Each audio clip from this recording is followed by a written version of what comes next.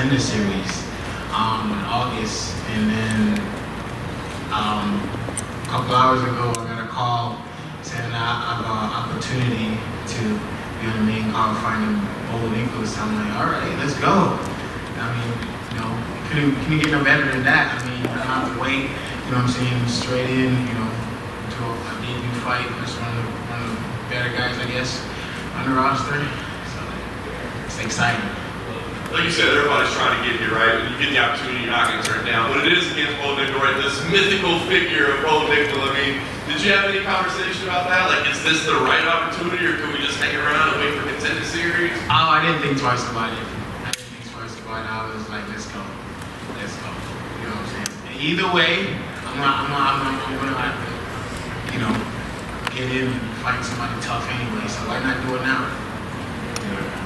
You had a little bit of a layoff prior to this time, right? So what's been going on? Because it's, this is a big opportunity for you, but there's been some time in between fights. I wouldn't say it's a layoff because I was training still, but I wasn't signed at the time. Since I got signed, that's when we got the ball moving.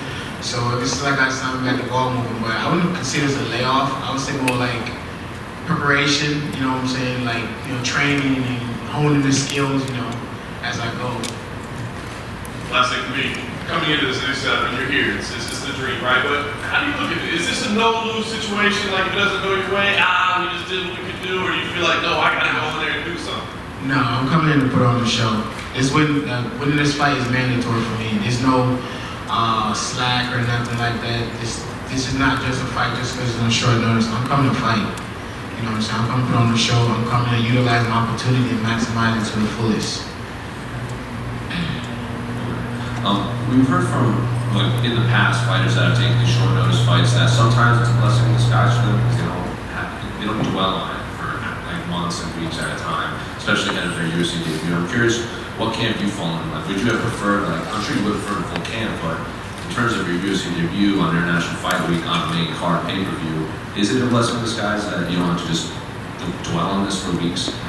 Actually, yes, it's a blessing in disguise because when I heard I was a contender, it was like way out. You know what I'm saying? I'm still waiting. So couldn't get any better than this. You know what I'm saying? 2 days notice. I mean, obviously I gotta do what I gotta do to be ready, but 2 days notice is nothing to me because I'm used to pretty much my whole amateur career is built off short notice fight, and my last fight that I took in Orlando, it was a short notice fight. I took that fight the day of the weigh-in, so short notice fight don't really shape me, you know what I'm saying? Because every day it's an opponent, and we're gonna fight. Kind of going off of that, the UFC tends to like fighters that take these around the short notice fights. Would you be one of those guys, or are you? Yeah, I'm gonna be that guy. I'm gonna be that guy to step in every time they need me. I'm curious, how much did you watch Bo Nickal in his fight careers? I saw him on the Contender Series. I know he was he wasn't on my radar until a couple days ago. But I know he's a good wrestler, Division I, state champion, undefeated in MMA, so am I, and he's just another fighter like me. So I'm ready to go. I'm ready to tussle with this guy. Last one for me. On this same card, it's Robbie Lawler's last fight ever. So I'm curious, you obviously a fight fan. Do you have a favorite memory of Robbie's career, favorite fight of his? When I just started watching MMA, Robbie Lawler. He fought Nick Diaz. That was a good fight. That was a good fight. He fought, it was a bloody one. He fought, I think, Roy McDonald. Yeah, that was a bloody one. So, and then he won the welterweight championship. So I know who Robbie Lawler is. Yeah, so for him to go out like this and for him to be on a platform like this with him retiring, I mean, couldn't get me no better than that. It's a dream come true. Val, in the back over here. To your right. Talking about the magnitude of this fight, it's your UFC debut, it's in International Fight Week, you're opening for the pay-per-view, all these things amount and start to stack up against one another. In your mind and in your preparation through the journey from where you started to where you are now, what do you think has built you and got you ready and poised for this moment? For my team, my coaches, from day one, my coach Julian would tell me, so when you get there, just be patient. When you get there, it's gonna be like everything gonna be going fast. So you just gotta take it in and then stay calm and then take it as you go, enjoy the moment. So that's what I'm doing right now. It's a lot, you know what I'm saying, but I'm just taking it for what it is and enjoy the moment, and because this is my moment, you know what I'm saying. I earned it, so I'm enjoying it and living to the fullest.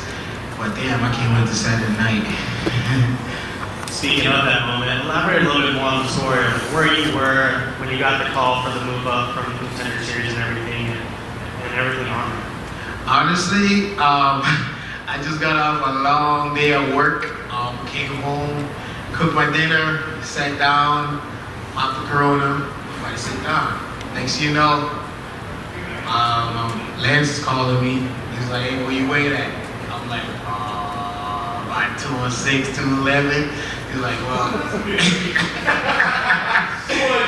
Then he goes, "Do you want to? There's an opportunity for you. Do you want to take it?" It's against Bo Nickal. So I say, "Yeah, I'll take it." And he goes, "Confirm with your coach first." And then he was with it. So I'm like, "All right, let's go. Let's run it." Next thing you know, a couple hours later, I was out here dropping the weight, and you know, because ever since, like I said, I haven't took a layoff. I've been training. You know, I've been training consistently in camps. Not like as a fight camp, but like training, like keeping the body in shape, you know, learning new things, taking classes and stuff like that. So I'm ready. You know what I'm saying? I'm ready. We're ready. And talking a little bit about you being ready, I want you to talk about a little bit about your family. Like what impact have they made along this journey, and now being in this moment in the spotlight and everything happening so fast? Talk about their impact on you. Basically, pretty much back in the days, my dad was a boxer, so, but he never really like made it like on the big scene. We used to like in the backyard, it's like a dirt spot, you know, ropes around it, and then, you know what I'm saying, I'm watching them going at it, you know what I'm saying. I remember one time I never seen my dad took an ass whooping before, but I seen him took an ass whooping that day.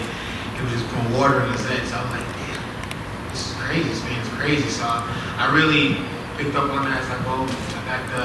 I definitely got the drive from him, and the aggression, and the gladiator mentality. So that's why, you know. Val, over here. You mentioned work. What do you do for work outside of fighting? I used to work in a restaurant, but I quit that and opened my own landscaping company. So that's what I'm doing right now full time. So I can actually make my schedule to actually train and, you know, put more time to my career. So that's what I do in the daytime. I go training, and when I get out of training, I go do landscaping, and I come home and do it every day, do it again. And with the getting called up to the UFC, does that change things for you in terms of work? Are you gonna still keep doing that? Oh no, that doesn't change anything for me. I have a crew back home taking care of everything. Being on this platform doesn't change anything. I still want to grow my business and, you know, hire people and you know, feed families and change life still. Ain't nothing changed. I'm just where I wanted to be, that's all. And I saw a lot of fighters on social media kind of giving you a shout out, like supporting you. I saw Ode Osborne, Chris Curtis. What does that mean to you to have so many other fighters kind of rooting for you this weekend?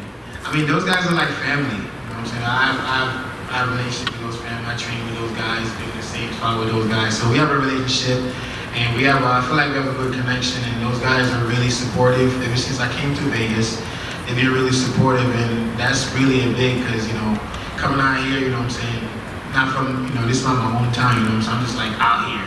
Pretty much I'm in a big old ocean right now, you know what I'm saying, so that's really good to get those support from those guys. It means a lot. And just last one for me, I mean, kind of talked a little bit about before, but you kind of feel like you're playing a bit with house money here. You get the call up, a lot of people counting you out. Bo's supposed to be this, you know, phenom, and here you are looking to spoil the party. Talk a bit about that and just sort of mentality. Oh, I'm definitely going to be the bad apple Saturday night. I'm definitely going to be that guy. I'm known for that. Pretty much, I'm known for ruining this guy's careers. Not my career, but the records and stuff. I'm known for that. I'm known for the upset. And I love being the underdog, because I thrive off of that. You know what I'm saying? I like, after the fight, I want people come up to me, hey, good job, you know what I'm saying? You did a good job, you know, we was counting you out, you came through, you know what I'm saying? You did your thing, you know what I'm saying? I'm coming out there to show that I'm a dog. You'll see. Well, Richard, back. But on that same note, you know, just talking, I mean, plus 1,200, that's about as big of an underdog as it gets in the UFC, man. Like, you know, how you feeling? First time up, stepping up, having a chance to play as big of a spoiler as it gets. I mean, 12 plus 1,200 don't mean nothing. That's what they predict. the UFC fight is not script. It's about to be live, so we'll see. Perfect. And the last question for you, in the gambling capital of the world, I gotta ask you, you got a favorite roulette number or color? Blue. Over here. Back here. How do you feel that, and by the way, because you mentioned that you took shorter notice fights throughout your career, is it because you've been in such a prominent division in the UFC with such a rich history with like the Anderson Silvas and the Chris Weidmans? Is that the reason why? Because you always had that talent in the back of your head that you were so comfortable saying, hey, yeah, my first fight, I'll take a Bo Nickal fight? I would say not really, but I'm the type of guy, like, once I start something, I'm consistent with it, you know what I'm saying? So, being an MMA fighter, my whole 6 years of fighting, I've always been ready, you know, I've always been ready. Like, you call me, like, I'm ready, you know what I'm saying? My second amateur fight, I took a fight within, like, same thing, made weight, cut 20 pounds, you know, made weight and won that fight, you know what I'm saying? So, it's all about the mindset, it's all about what you want. You know what I'm saying? It's all about how hungry you are. It's all about how bad you want it. You know what I'm saying? And it all comes down to, you know, excuses. I don't make excuses for myself. If I gotta do it, I gotta just do it. You know, get it over with. So I feel like that's why it makes it different. Yeah, in your first fight, you potentially shocked the world and derailed the Bo Nickal hype train, and also had the most popular landscaping company in the world. I mean, no one would win. I want to shock the world. Shock the world. Yes, sir. I'm gonna look him in his eyes after that. I'm gonna say, hey, thanks for the opportunity. But I'm the better man today. That's You know what I'm awesome. saying? I wanted more than you.